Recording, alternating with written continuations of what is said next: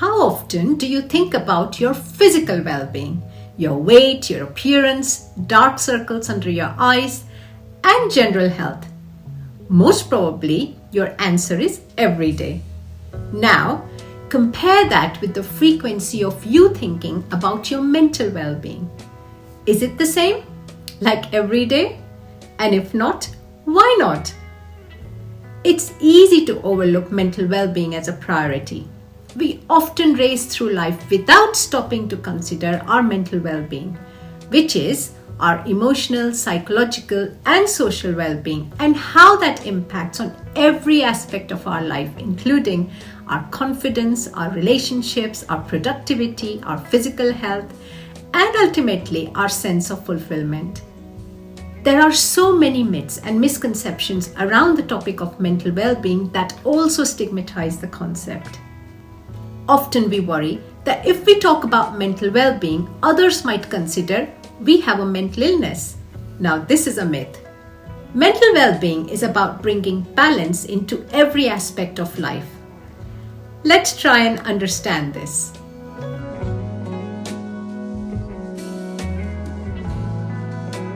The World Health Organization defines mental well-being as a state of being where a person realizes their own abilities, can cope with normal stresses in life, can work productively, and can make a contribution to their community because they are happy and in a good place.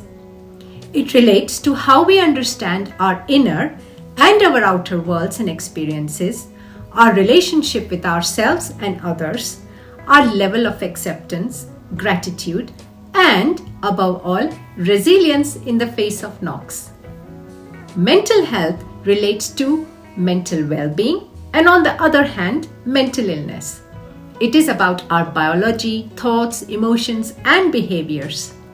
Mental illnesses are diagnosable conditions like depression, anxiety, post-traumatic stress disorder, and others that cause disruption and impairment to our day-to-day lives.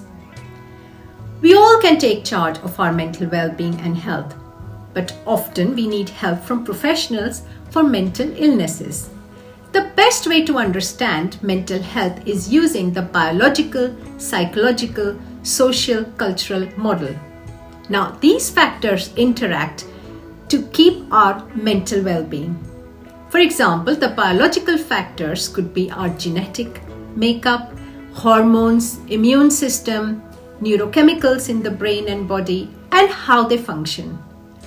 The psychological factors can be negative patterns of thinking, coping skills, judgment, and problems within that, emotional intelligence and difficulties within that. And sometimes when we have problems like depression and anxiety, these are affected. Other factors are our social and cultural factors like our upbringing, social supports, harassment, bullying, grief, loss, trauma, and all these factors, they come together to determine our mental well-being. Today, I'd like you to start the journey of understanding the importance of mental well-being. How well do I know myself? Ask yourself, how much attention do I give my mental well-being every day? And ask yourself, why am I afraid to talk about it? Take a moment and quickly write the answers to these 3 simple questions. In the coming videos, we'll talk more about how to bring balance into every aspect of your life, which means to have great mental well-being. Watch my next video here, and if you want to learn more on how to have great mental well-being, subscribe to my channel here. And of course, if you enjoyed this video, like it, share it, tell it to all the people you know. Thank you for watching.